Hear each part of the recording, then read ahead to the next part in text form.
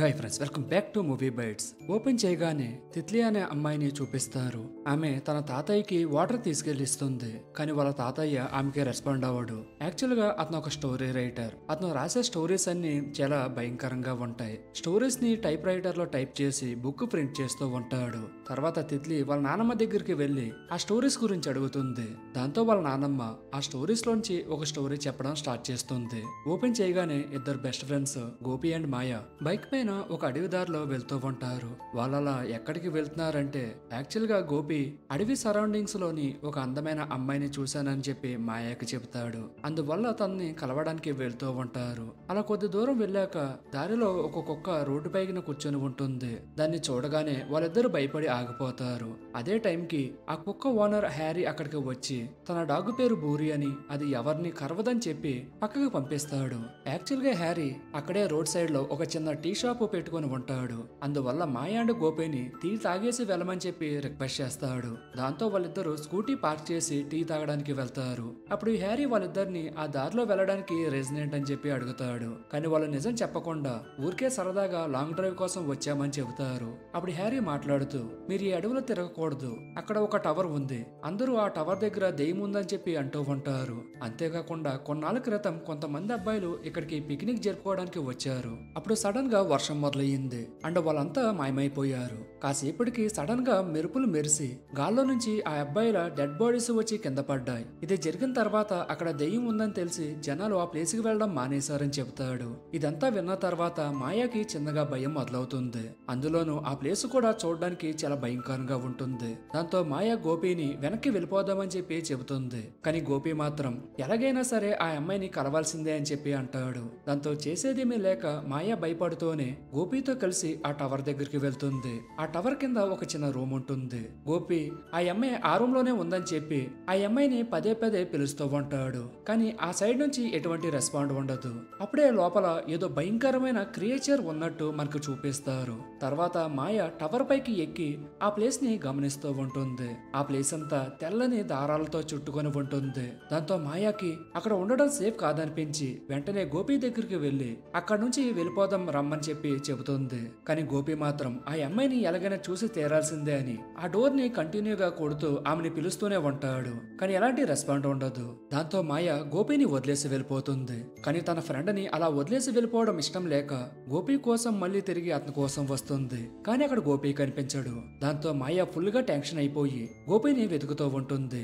అదే టైంకి వర్షం కూడా స్టార్ట్ అవుతుంది. అప్పుడే సడన్ గా గాల్లో నుంచి గోపి డెడ్ బాడీ వచ్చి కింద పడిపోతుంది. అతని ఒంటిపైన బట్టలు కూడా ఉండవు. అది చూసిన మాయ షాక్ అవుతుంది. ఇంతలో హ్యారీ రోడ్ సైడ్ మాయ వాళ్ళ స్కూటీ చూసి వాళ్ళని కాపాడడానికి మాయా దగ్గరకు వస్తాడు. కానీ అప్పటికే చాలా ఆలస్యం అవుతుంది. దాంతో మాయాకి ఆ దెయ్యం పైన చాలా కోపం వస్తుంది. ఎలాగైనా సరే దాని అంతు చూడాలని చెప్పి డిసైడ్ అవుతుంది. దాంతో హ్యారీతో కలిసి మాయ ఆ దెయ్యం ఉన్న ప్లేస్ ని తగలబెట్టాలని చెప్పి డిసైడ్ అవ్వి దెయ్యం ఉన్న రూమ్ లోకి వెళ్తుంది. కానీ అక్కడ దెయ్యం ఉండదు. బట్ గోల్డ్ కలర్ లో 2X కనిపిస్తాయి. తర్వాత ఆ ప్లేస్ అంతా పెట్రోల్ పోసి అంటించడానికి రెడీ అవుతుంది. అదే టైంకి పైనుంచి ఒక కుక్క వాయిస్ వినిపిస్తుంది. ఆ వాయిస్ బోరాదే. యాక్చువల్ గా హ్యారీ తన టీ షాప్ ని చూసుకోవడానికి బోరాని కాపలాగా పెట్టి వస్తాడు. కానీ ఆ డెవిల్ వచ్చి బోరాని ఎత్తుకెళ్లిపోతుంది. దాంతో హ్యారీ ఆ ప్లేస్ కి నిప్పి పెట్టడానికి ఒప్పుకోడు. తర్వాత హ్యారీ బోరా కోసం లోపలికి వెళ్ళడానికి ట్రై చేస్తూ ఉంటాడు. కానీ మాయ ఆ ప్లేస్ ని నాశనం చేసి తీరాల్సిందే అని చెప్పి డిసైడ్ అవ్వి నిప్పంటించడానికి రెడీ అవుతుంది.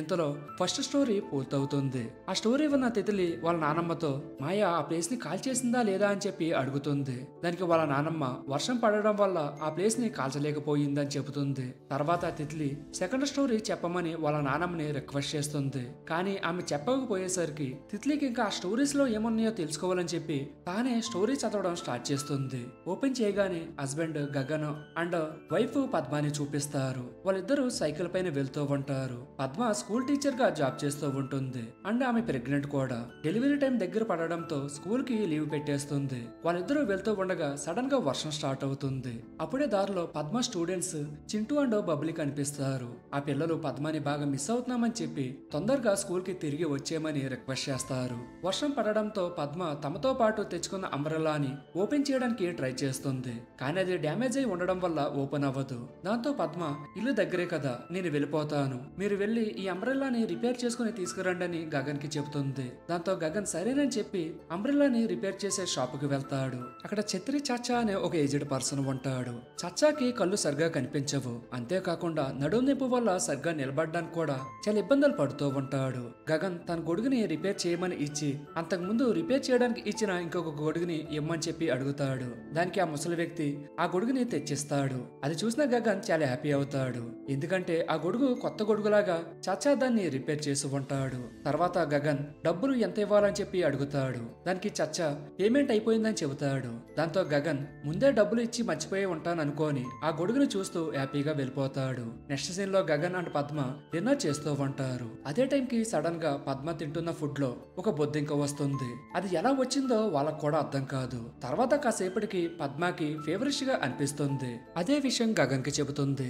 దానికి గగన్ తనకి కూడా అలాగే ఉందని చెబుతాడు. దాంతో క్లైమేట్ వల్ల అలా అనిపిస్తుంది అనుకోని టాబ్లెట్ వేసుకుని పడుకుంటాడు. కాసేపటికి సడన్ గా పద్మ మేల్కొని గగన్ ని పిలిచి తన కాళ్ళపైన ఏదో పాకుతూ ఉందని చెబుతుంది.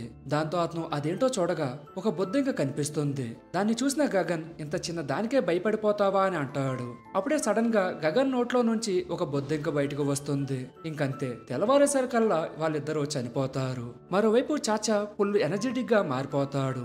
అతను అలా మారిపోవడానికి కారణం ఒక డెవిల్. అంటే నిజానికి ఆ గొడుగుల్ని ఒక మిస్టీరియస్ డెవిల్ రిపేర్ చేసి చాచాకి ఎనర్జీ ఇస్తుంది.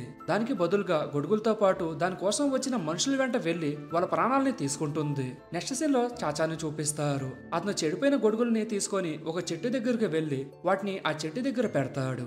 అదే టైంకి ఈ స్టోరీ స్టార్టింగ్ లో కనిపించిన పిల్లలు వర్షంలో తడుస్తూ చాచా దగ్గరికి వచ్చి ఒక గొడుగు ఇమ్మని చెప్పి అడుగుతారు. దానికి చాచా డెవిల్ ఆత్మ లేని ఒక గొడుగుని వాళ్ళకిస్తాడు. కానీ ఒకటి సరిపోదని బబ్లీ వెళ్లి చాచా డెవిల్ కోసం పెట్టిన గొడుగుని తీసుకుని వెళ్ళిపోతుంది. దాంతో చాచా అది చూసి షాక్ అవుతాడు. కానీ ఏమీ చేయలేకపోతాడు. ఎందుకంటే ఒక్కసారి ఆ డెవిల్ రిపేర్ చేసిన గొడుగుని ఎవరైనా ముట్టుకుంటే వాళ్ళని ఆ డెవిల్ అసలు వదలదు. ఇంతటితో ఈ స్టోరీ కూడా ఫినిష్ అవుతుంది. తిత్లీ ఆ స్టోరీ చదివి బాగా అప్సెట్ అవుతుంది. తర్వాత కాసేపటికి థర్డ్ స్టోరీ కూడా చదవడం స్టార్ట్ చేస్తుంది.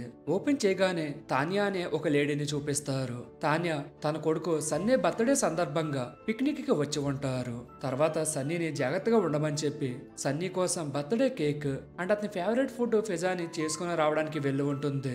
అండ్ అదే టైంకి ఒక ఆమె అడవిలో ఉంటుంది. అప్పుడే ఆమె ఎఫ్ఎం రేడియోలో సిటీలోకి కొత్త వైరస్ వచ్చింది కాబట్టి ప్రజలందరూ జాగ్రత్తగా ఉండమని వాయిస్ వస్తూ ఉంటుంది. ఆ లేడీ ఒక పర్సన్ డెడ్ బాడీని ఆకులతో కప్పెడుతుంది. తర్వాత ఆ పర్సన్ డెడ్ బాడీని తన వెహికల్ లో పెట్టుకొని ఆ ప్లేస్ నుంచి వెళ్ళిపోతుంది. కట్ చేస్తే తాన్యా వాళ్ళ టెంట్ దగ్గరికి వెళ్లి సన్నీ కోసం చూస్తుంది. కానీ సన్నీ అక్కడ కనిపించడు. దాంతో తాన్యా బాగా టెన్షన్ పడిపోయి సన్నీ కోసం వెతుకుతూ ఉంటుంది. అలా వెతుకుతూ ఉండగా సన్నీ ఒక ప్లేస్ లో కూర్చొని కనిపిస్తాడు. అప్పుడు తాన్యా మాట్లాడుతూ ఇలా ఒంటరిగా బయటికి వెళ్ళొద్దని నీకు ఎన్నిసార్లు చెప్పానని అంటుంది. దానికి సన్నీ నా ఫ్రెండ్ జూజుతో ఆడుకుంటున్నాను. ఈ అడవిలో ఉన్న జంతువులు మన ఫ్రెండ్స్ అని అవి మనల్ని ఏమీ చేయవని జూజు చెప్పాడని చెబుతాడు. అప్పుడు తాన్యా జూజు అంటే మనిషి అనుకోని డీటెయిల్ గా అడుగుతుంది. తర్వాత ఆ night Tanya Sunny birthday celebrate చేసుకొని పిజ్జా తినేసి పడుకుంటారు. అప్పుడే సన్నీ తన పక్కన ఒక పిజ్జా పీస్ ని పెట్టుకుని ఉంటాడు. అప్పుడు తాన్యా అది ఎవరి కోసం దాచావని అడుగుతుంది. దానికి సన్నీ అది జూజు కోసం దాచానని చెబుతాడు. ఇంకా అతను నిద్రపోగానే తాన్యా ఫుల్ గా తాగి కారులో ఉన్న డెడ్ బాడీని చెక్ చేసుకొని మళ్ళీ వచ్చి నిద్రపోతుంది. నెక్స్ట్ డే మార్నింగ్ ఒక డిమోన్ వచ్చి సన్నీని నిద్ర లేపి కార్ ఓపెన్ చేయమని చెప్పి అడుగుతుంది. దాంతో సన్నీ నిద్ర లేచి కార్ కీస్ తీసుకొని టెంట్ బయటికి వెళ్తాడు.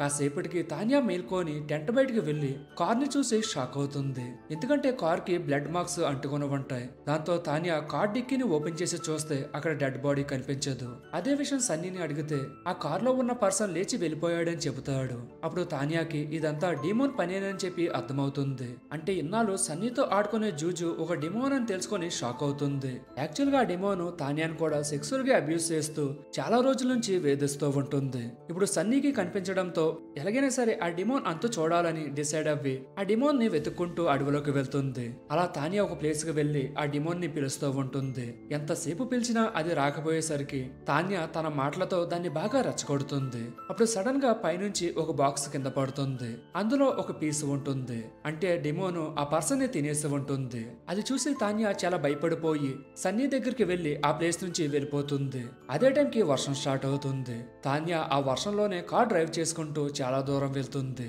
అలా వెళ్తూ ఉండగా సడన్ గా మిర్రర్ లో చూస్తే బ్యాక్ సీట్ లో ఆ చనిపోయిన పర్సన్ కూర్చొని ఉన్నట్టు కనిపిస్తుంది. దాంతో తాన్యా వెనక్కి తిరిగి చూస్తే అక్కడ ఎవరు ఉండరు. అలా ఆమె చాలా స్పీడ్ గా కార్ డ్రైవ్ చేసుకుంటూ చేసుకుంటూ వెళ్ళినప్పుడు సడన్ గా కార్ కి యాక్సిడెంట్ అవుతుంది. అయినా వాళ్ళకి ఏమీ కాదు, కానీ కార్ మాత్రం ఆగిపోతుంది. దాంతో తానియా కార్ డోర్ ఓపెన్ చేసి సిగరెట్ తాగుతూ ఉంటుంది. అదే టైంకి సడన్ గా సన్నీకి ఆ డిమోన్ వాయిస్ వినిపిస్తూ ఉంటుంది. అది సన్నీతో మీరెంత దూరం వెళ్ళినా సరే నేను మీ వెంట వస్తానని అంటుంది. అదే విషయం సన్నీ తానియాకి చెబుతాడు. ఆ మాటలు విన్న తానియా షాక్ అవుతుంది. ఈ సీన్ కట్ చేసి తిత్లీని చూపిస్తారు. ఆమె వాళ్ళ నాన్నమ్మతో పెద్దయ్యాక ఈ స్టోరీస్ ని తన ఫ్రెండ్స్ కూడా చెబుతానని చెప్పి మాట్లాడుతూ ఉంటుంది. అలా వాళ్ళిద్దరు మాట్లాడుకుంటూ ఉండగా సడన్ గా తిత్లీకి వెజిటేబుల్స్ లో సెకండ్ స్టోరీలో ఉన్న బొద్దింకలాగా అనిపించి భయపడుతుంది. అది చూసిన వాళ్ళ నాన్నమ్మ ఫస్ట్ నువ్వు ఆ స్టోరీస్ నుంచి బయటికి రా అని చెబుతుంది. అండ్ అలాగే తమ గార్డెన్ లో కాసి ఉన్న పచ్చిమిర్చిని తెమ్మని తిత్లీకి చెబుతుంది. కానీ అప్పుడు చీకటిగా ఉండడం వల్ల తిత్లీ ఈ టైంలో ప్లాంట్స్ నుంచి ఏమీ తీసుకురాకూడదు, పాపం తగులుతుందని వాళ్ళ నాన్నమ్మతో అంటుంది. దానికి వాళ్ళ నాన్నమ్మ మాట్లాడుతూ కొన్ని విషయాలలో ఒక్కొక్కసారి రూల్స్ బ్రేక్ చేసినా పర్వాలేదని చెబుతుంది. దాంతో తిత్లీ పచ్చిమిర్చి తీసుకురావడానికి గార్డెన్ లోకి వెళ్తుంది. ఇంతలో సడన్ గా తిత్లీ వాళ్ళ నాన్నమ్మని గట్టిగా అరుస్తూ పిలుస్తుంది. దాంతో వాళ్ళ నాన్నమ్మ టెన్షన్ గా తిత్లీ కోసం గార్డెన్ లోకి వెళ్తుంది. ఆమె అక్కడికి వెళ్ళేప్పటికే అక్కడ తిత్లీ కండిషన్ చూసి షాక్ అవుతుంది. మరోవైపు తిత్లీ వాళ్ళ తాతయ్య అతను రాస్తున్న స్టోరీస్ లోని లాస్ట్ పేజీని టైప్ చేసి స్టోరీని ఫినిష్ చేస్తాడు. అందులో ఇప్పటిదాకా తిత్లీ అండ్ వాళ్ళ నాన్నమ్మకి మధ్య జరిగిన కాన్వర్జేషన్స్ ఏ ఉంటాయి. అండ్ అలాగే అందులోని స్టోరీస్ చదివిన వాళ్ళు చనిపోతారని కూడా రాసి ఉంటుంది. అంటే తిత్లీ ఆ స్టోరీస్ ని చదివింది కాబట్టి ఆమె చనిపోయిందని దాని అర్థం. తిత్లీ వాళ్ళ తాతయ్య స్టోరీ ఫినిష్ చేసి బయటికి వెళ్లి చైర్ లో కూర్చుంటాడు. అలా ఈ మూవీ ఎండ్ అవుతుంది.